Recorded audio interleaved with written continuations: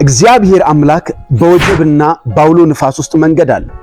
በየትኛውም የህይወት ክፍል እጅግ ከባድ አስቸጋሪ ነው የምትለው ሁኔታ ውስጥ እንኳን ብትሆን አምላክህ እግዚአብሔር ወጀቡን ከፍሎ መንገድ ያዘጋጅልሃል። ማዕበሉን ሰንጥቆ ደግሞ ያሻግራል።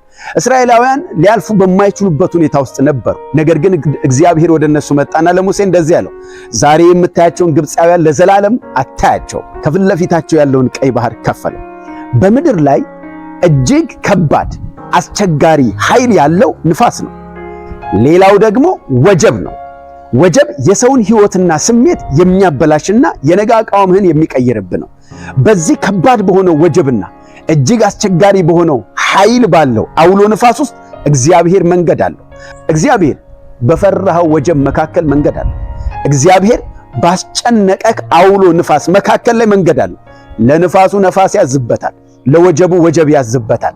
ላንተ መንገድ ያዘጋጅላል። አትፍራ፣ እግዚአብሔር መንገድ አለ። ተባረክ።